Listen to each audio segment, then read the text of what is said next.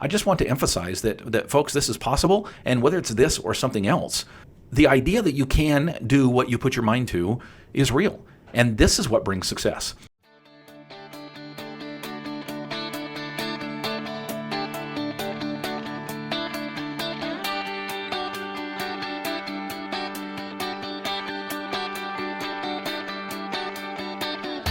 Originating from deep inside the Rocky Mountains, transported through the power of the internet, and arriving inside your tiny earbuds. It's the Appraiser Coach Podcast. Minisode. Welcome back, one and all, to the program. Dustin Harris hanging out in the podcast here, another mini-sode for you. I want to share with you a milestone of mine and what it has to do with appraisal and appraisal business success. I want to pause here and remind you that we are sponsored by ANow Software. I just talked to one of my mastermind students this morning who is in the process of switching to ANow, and what a breeze it is. Yes, it is a change, but it is a change that will bring all kinds of benefits. And by the way, you can get 30% off for the first 3 months by using the coupon code PODCAST30. That's PODCAST30. It's ANow.com. All right, folks, I just passed a milestone, and honestly, it's one of those milestones that I didn't know if it was possible because, well, let's just put it this way. I think the word addiction gets overused, and that's another story for another time, but I have no doubt in my mind that I have been, and probably still am, quote-unquote, addicted to sugar. Now, there is all kinds of science to support that standpoint. Sugar is a very addicting substance. More so, they say, than cocaine. I don't know about meth, but I mean, it's killing us. Now, it certainly doesn't have the same effect as cocaine. Not that I know from personal experience. I've never, well, at least not that I know of, taken cocaine. And no, I really have never not. I've never not. No, I never have taken cocaine. Never have plans to. I've seen what it's done to individuals that I know, and it's brutal. But as far as the addiction cycle and this idea of availability, right? I mean, think about it this way. Sugar is everywhere. And on several occasions, I have, in fact, I actually had about 2 years of my life. Now, this was early in my life. About 2 years I went without sugar. Well, we're going to call it avoidable sugar. I got that from one of my mastermind students. I like that term because, let's face it, sugar's in everything, right? I had ribs yesterday and it had barbecue sauce on it, okay? So you really can't avoid all sugar, but I'm talking about desserts. I'm talking about cakes, candies, pies, ice cream, that kind of thing. Now, I'm going to freely admit to you that I have not been 100%, okay? My wife and I recently went to Mexico. And for the first time in, at that point, it had been about 10 months, I did have a little gelato. And I do say a little. I really did not have much. In my mind, I justified it because it was our 25th anniversary. She was eating gelato. What am I going to do, sit there and watch her? Actually, I probably could have. But I chose to have some gelato.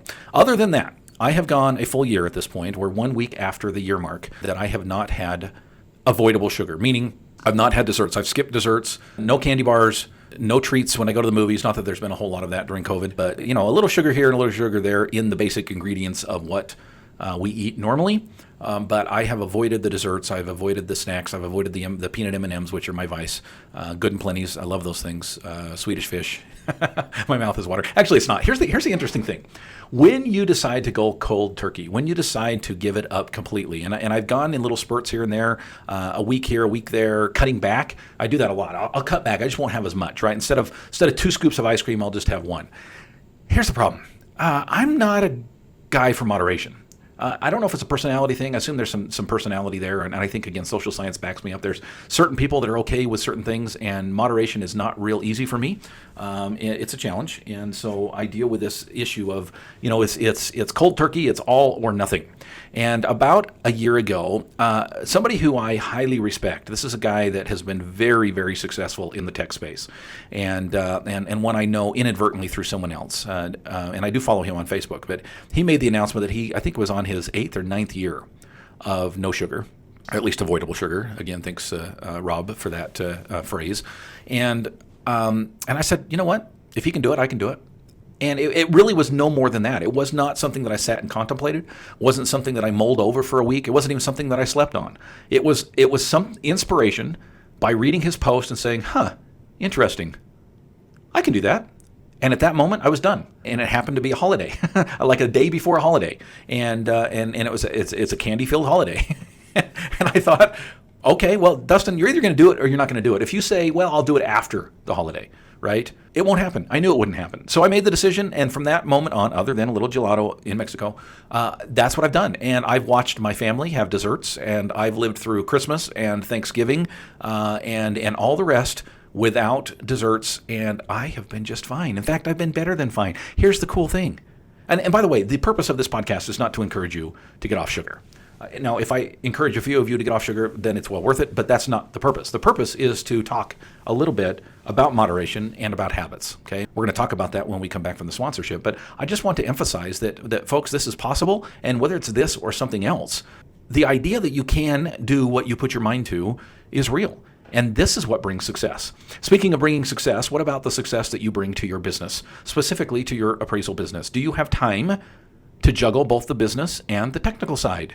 Well, folks, I get asked this question all the time. Well, Dustin, I get it when it comes to a multiple appraisal office like yourself, why ANow software is so beneficial. But what about me? I'm just a little guy. I'm just a little gal. I just have one. It's just me. Just me. Why would I need that? Well, folks, trust me when I say you'll need it as much, if not more, than the big guys. And here's why. You don't have time as a one-person show to do everything that ANow does. Check them out. Go to anow.com/coach. and get 30% off your first 3 months. It's anow.com and use the coupon code podcast30.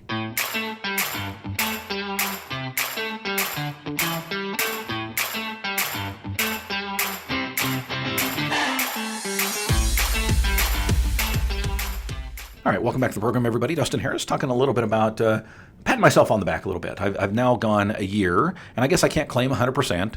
Again, sugar is in everything. But I've truly done pretty well, I think, avoiding sugar for the last year. I did make an exception when I was on a trip recently with my wife. But other than that, I've gone a year without desserts, without what I'm calling avoidable sugar. And I feel better. I will tell you, I've not lost weight, but I have not gained weight either. And I was upwardly ticking at the point that I started this. Now, part of that, let's just be honest, is I've cut sugars, but I have not really cut carbs like I should, and certainly have not cut calories like I should if I want to lose weight. And I'm not going to say I want to lose weight. You know, people say, I really need to lose 30 pounds. I really want to. Folks, if you really want to, you will. And so I'm not going to sit here on this microphone and say I want to lose 30 pounds, because if I wanted to, I would. And I'm not. And I know what it takes to do it. So maybe that's the next podcast. But the point of today is to say this. Moderation is challenging for a lot of people. Now, it works for some, and it may work for you. It did not work really well for me, especially when it comes to sugars, to those things that I'm addicted to. It seems like, once that bag of M&Ms is in front of me, then it's damn the torpedoes and off we go. But I want to apply this just quickly, if we can, in this mini-sode to your business and what it is that you're avoiding and things that you're doing that you shouldn't be. Okay, specifically, what are you avoiding? Let's talk through a few things that I know make all the difference in the world when it comes to a successful business. One of those is you're on it, not in it time, and sometimes referred to that as the OINI time. It's OINII. That's the abbreviation, the acronym, if you will, for on it, not in it. How often are you taking time on a regular basis? For me, it's weekly, to work on your business after you've set aside your business, or are you too busy inspecting houses, choosing comps, making adjustments? Are you taking time to schedule, and this is the key, regular time to work on your business? Folks, if you do it in moderation, it probably will not work very well. If you put both feet forward and both feet in, chances are you're going to be much more successful. Are you scheduling vacation time? What did you say, Dustin? Vacation, scheduling vacation. What is that? Folks, I'm dead serious about this.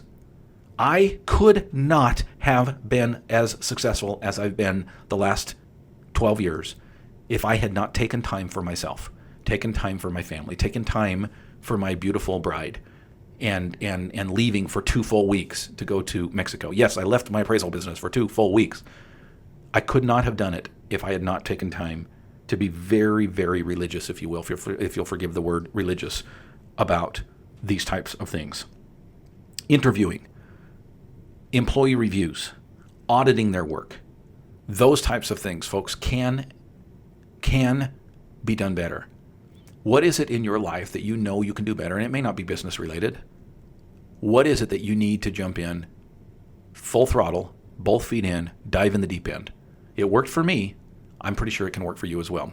I talked earlier about masterminds. Folks, I tell you, that's one thing that will keep you on track like nothing else. The ability to be able to rub shoulders with other successful appraisal businesses. Now, I get a lot of people saying, well, Dustin, I'm not successful. I'm not one of them people. I'm only doing $100,000 a year. I can't hobnob with those that are doing 500 plus. Well, yeah, actually you can. And the way that those individuals got from 100 to 500 was this exact thing. If you're ready to move your business to the next level, and I know that sounds cliche, I know how common that phrase is, but I'm telling you folks, that's exactly what a mastermind will do for you. If you're ready, reach out to me, theappraisercoach.com/memberships. You've been listening to the Appraiser Coach podcast with Dustin Harris. If you like what you hear, please give us a 5-star rating and post a short review on iTunes. For more in-depth insider information on how you can make more money as a real estate appraiser, visit theappraisercoach.com and sign up for the All-Star team today. Thanks for joining us. And now, get out there and create some value.